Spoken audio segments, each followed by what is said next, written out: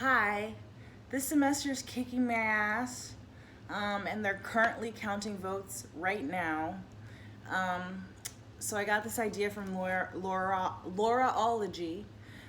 who read Goosebump books um, around spooky season. Spooky season is over, so now we're gonna read The Phantom Tollbooth. I'm gonna read it to you. We're gonna read a few chapters, and just get cozy. Okay. No, I like this. We're cozy. Okay. I love this book, by the way. And if you love this book, listen to me read it. We're just gonna read a few chapters. And if you guys like this, like and comment on this video, let's read the first two. And you appreciate it, then we'll continue. Maybe we can finish the book. I don't know. I just want to read to you guys. Okay. Chapter 1. Milo. There was once a boy named Milo who didn't know what to do with himself. Not just sometimes, but always. When he was in school, he longed to be out. And when he was out, he longed to be in. On the way, he thought about coming home. And coming home, he thought about going. Wherever he was, he wished he were somewhere else, and when he got there, he wondered why he bothered. Nothing really interested him, least of all the things it should have. Okay, I think maybe the reason people like this book, now that I'm realizing it, is because this kid has straight up depression. They just describe depression.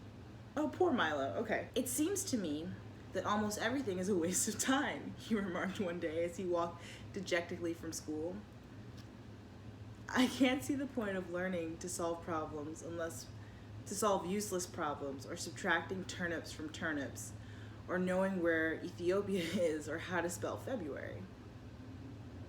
And since no one bothered to explain otherwise, he regarded the process of seeking knowledge as the greatest waste of time of all. This is Milo. He looks all sad and dejected. He's straight up depressed. What the fuck? Okay.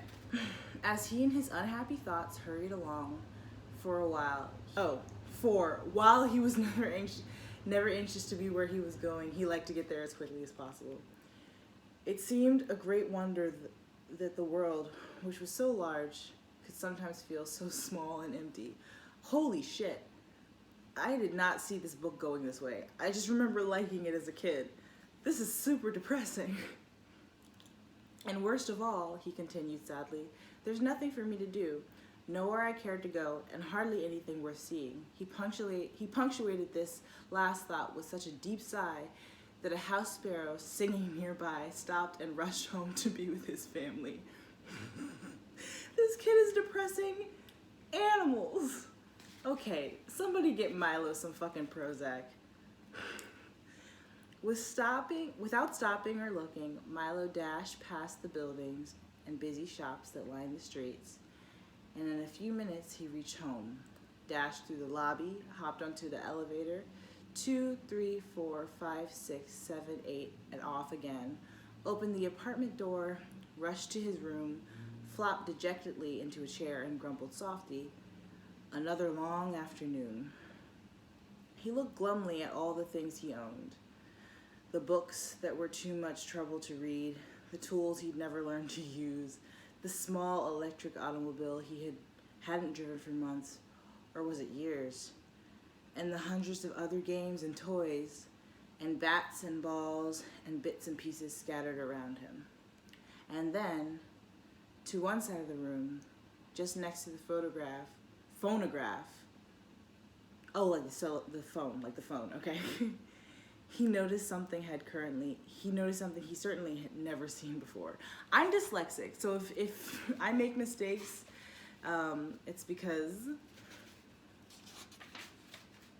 I'm not good at reading.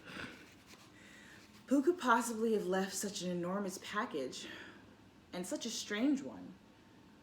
For while it was not quite square, it was definitely not round, and for its size, it was larger than almost any other big package of a smaller dimension than he'd seen. Attached to one side was a bright blue envelope which said simply, "For Milo, who has plenty of time. Of course, if you ever gotten a surprise package, you can imagine how puzzled and excited Milo was. And if you've never gotten one, pay close attention because someday you might. I don't think it's my birthday, You don't know when your birthday is? All right, Milo. Somebody help Milo. I don't think it's my birthday, he puzzled. And Christmas must be months away. And I haven't been outstandingly good, or even good at all, he admitted to himself. Most probably, I won't like it anyway. But since I don't know where it came from, I can't possibly send it back, he thought about it for quite a while, and then opened the envelope. But just to be polite. One genuine turnpike toll booth, it stated, and it went on. Easily assembled at home, and for use by those who have never traveled to inlands beyond. Beyond what? Thought Milo as he continued to read. This package contains the following items. 1. Genuine turnpike toll booth to be erected according to directions. 3. Precautionary signs to be used in a precautionary fashion. Assorted coins for use in paying tolls.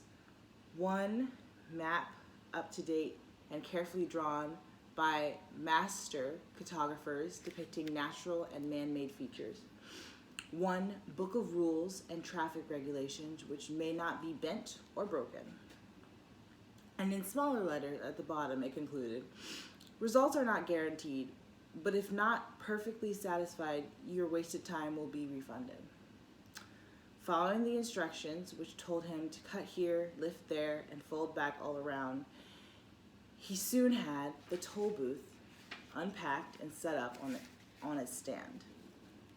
He fitted the windows in place and attached the roof, which extended out on both sides, and fastened the coin box.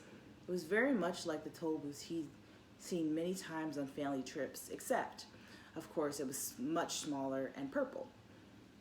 What a strange present, he thought to himself.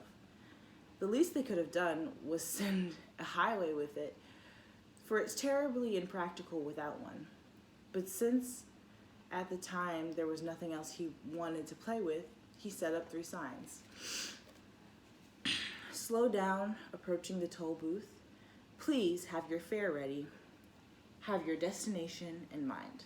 And slowly unfolded the map. As the announcement stated, it was a beautiful map, in many colors showing principal roads, rivers and seas, towns and cities, mountains and valleys, intersections and detours, and sites of outstanding interest, both beautiful and historic. The only trouble was that Milo had never heard of any of these places. Any of the places it indicated. Even the name sounded most peculiar. I don't think there is such a country, he concluded after studying carefully. Well, it doesn't matter anyway. He closed his eyes and poked a finger at the map. Dictionopolis. Right? Yeah, Dictionopolis. That's the place he went with all the words. Dictionopolis, read Milo. Slowly, when he saw what his finger had chosen. Oh well, I might as well go there as anywhere. He walked across the room, dusted off the car carefully, and then, taking the map and the rule book with him, he hopped in for lack of anything better to do. Drove slowly up the toll booth as he deposited his coin and rolled past. He remarked wistfully, I do hope this is an interesting game, otherwise the afternoon will be so terribly dull. And this is Milo driving off. Wait, there we go. Milo driving off. Okay. So, chapter 2 is longer. Okay, chapter 2 is longer, so I will see. It's only been 10 minutes. Okay, well, that's chapter 1. If you guys are into this, let me know. We can just be cozy and read this book and not think about them counting the votes right now, or not think about anything that's going to happen this week, because this week is garbage. So yeah, thank you.